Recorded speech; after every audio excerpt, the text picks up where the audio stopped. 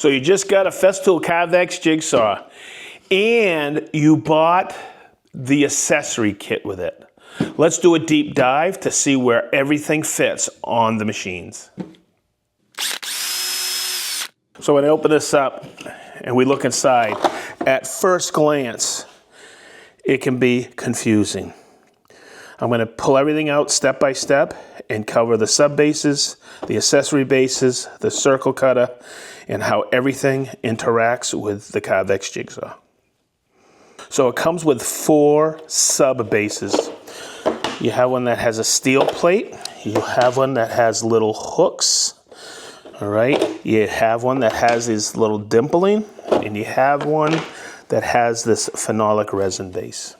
All right, so to remove this base, what I like to do is push this green tab here, take it out, so we can put the sub bases on really easy. So this is the base that comes with the Carvex, and it's pretty simple.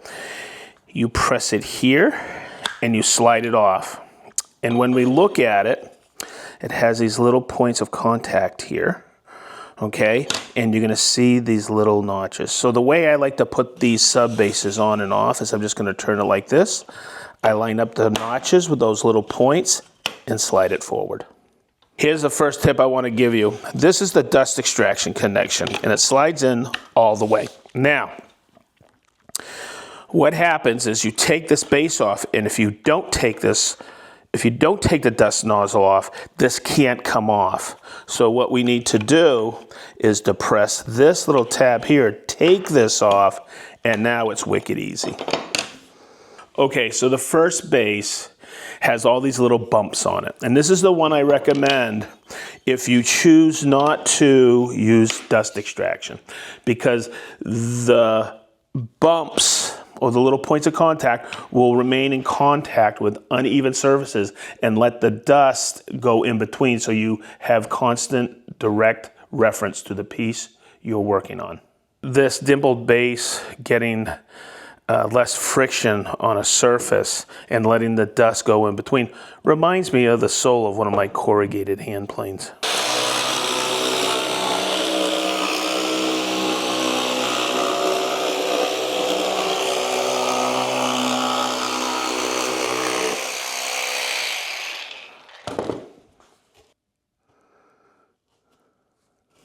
So the next sub base I'm going to talk about for the Carvex is this one. It's steel. And whenever I'm cutting steel, like this plate right here, it's always steel to steel.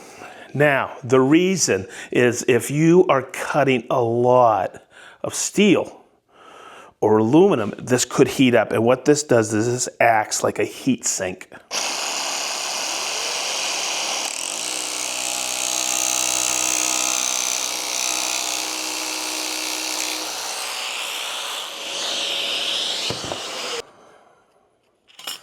So the next sub base I want to talk about is this.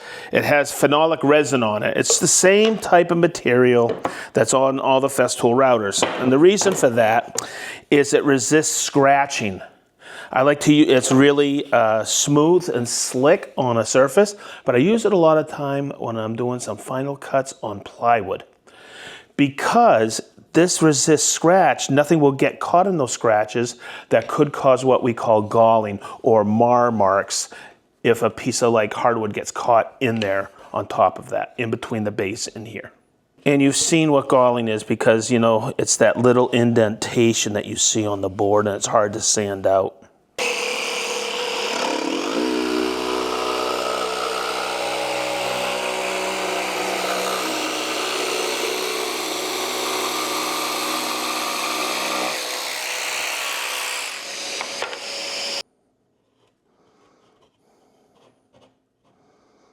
So the final sub base is this for delicate surfaces. And it has all these like little stick fix hook and loops. So what goes on there, and you get a package of 5, is some felt pads that go on there.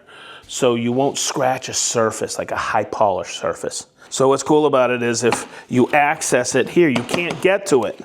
So you take this out. Okay, and what's really neat about it is this becomes your setting jig. So what happens is now that it's flipped over, your base goes in there and that becomes your setting jig. So with that felt base on, say, a finished shelf like that, I can cut a notch out of here for the back of the shelf to lead wires up. And this is a great application, and this does such a fantastic job.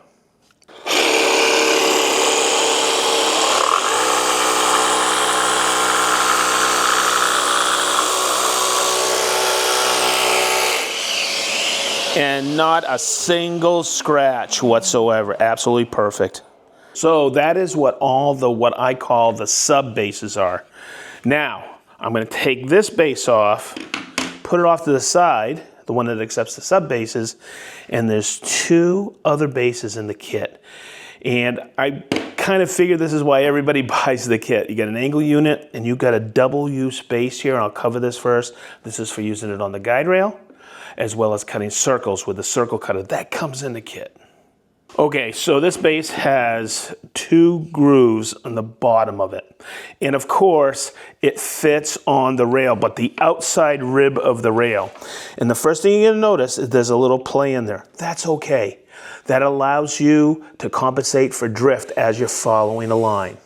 And because it goes on the outside rib, there's a 5mm offset. And a little bit of wiggle room to compensate for drift as you're following your line. First, let's cover this. Yes, this works with a guide rail. No, it doesn't replace all the applications that the track saw really shines. You're not gonna get a great splinter-free cut. You're not gonna get a precise follow of a line. It's giving you a cut that is more than 2 3/4, which is the depth of a 75, DS75. So if you got to cut like this timber here, a 4x4, and you got to cut a bunch of them at an angle on the job site, it's perfect. And that little wobble in there or play will let you account for drift. You still got to follow your line, but this gives you a little more guidance.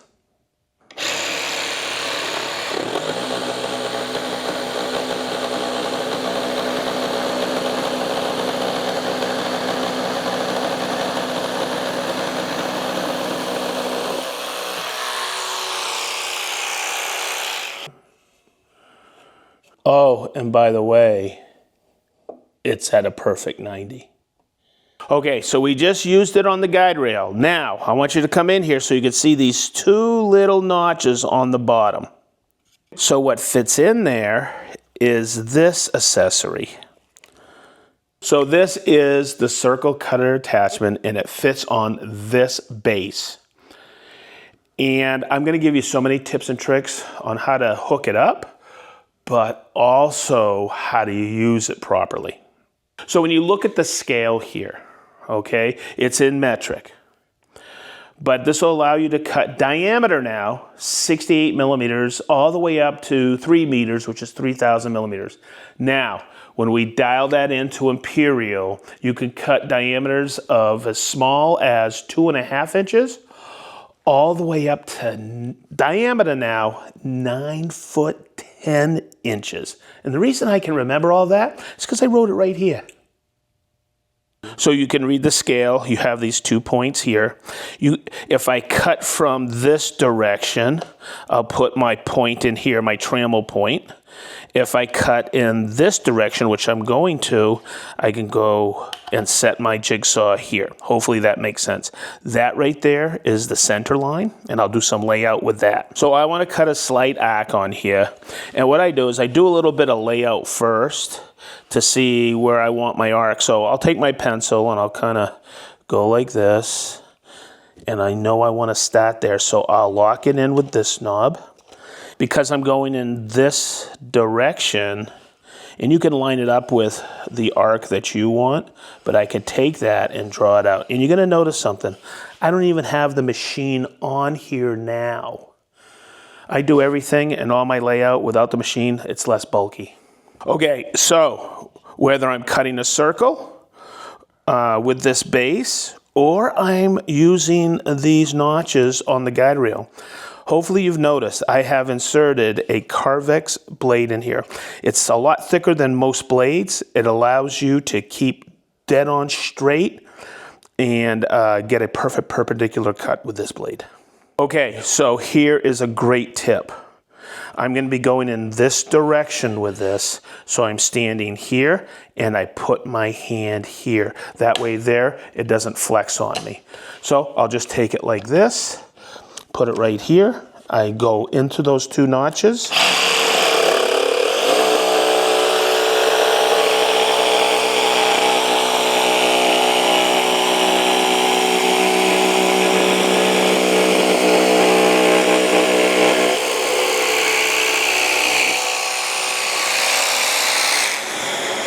Wow, look at that cut right on the line, and it brings a smile to your face. Okay, so the last base I'm going to talk about is for cutting angles. Any questions? Okay, so if you've ever tried to cut angles with the jigsaw, they can be quite problematic, whether you're cutting inside a piece or outside. Okay. This base has no dust extraction, no 0 degree splinter guards, any of that. It just snaps right on, and whenever I'm cutting an angle, I'm using the Carvex blade. Okay, but if we can get in here, for cutting inside, you can tilt it like this, an inside cut. All right, and for cutting outside, this articulates like this. So believe it or not, there's little degrees labeled here on this casting with a little pointer. Don't use it. I'm going to give you a great tip to set perfect angles. So this is the way I set angles. It's really simple. I make gauge blocks. I cut them on my Capex.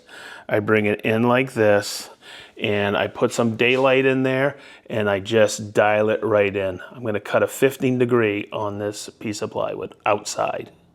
So in the past, I've had jigsaws where it's a center hex key and you tilt the whole base. So as you're cutting, it's hard to get downward pressure on it, and the whole thing wants to slide. I've always had problems cutting angles with a jigsaw. With the Carvex, I can balance this absolutely perfect, put perfect downward pressure, and I'm going to follow this outside radius to get a 15 degree angle. So what I'm doing is I'm going to follow this line. So like when I'm coping, I darken that outside edge so I can follow it a little bit better.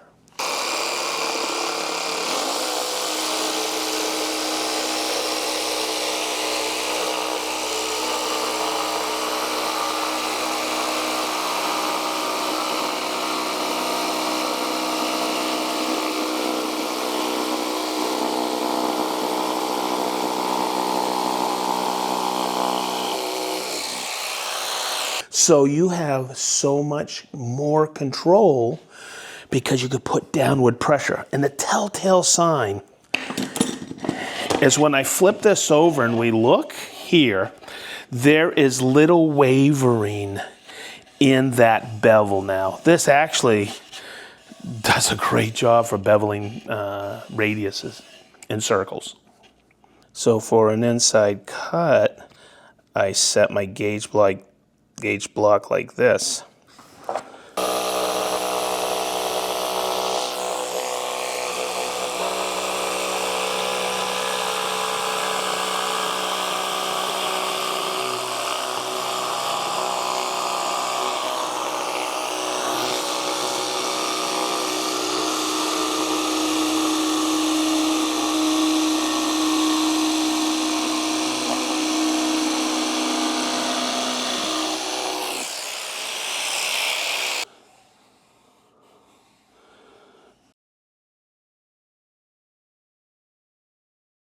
Almost forgot to mention this, but it comes with 5 splinter guards. So the beauty of this accessory kit, and I highly recommend it, I'll have a link down below for it with the Carvex Jigsaw. It's important because this gives a jigsaw some great accuracy and some added applications that you may have never wanted to tackle with a jigsaw. So, as we always say from the SedgeTool shop, be positive, stay sharp, and we mean wicked sharp.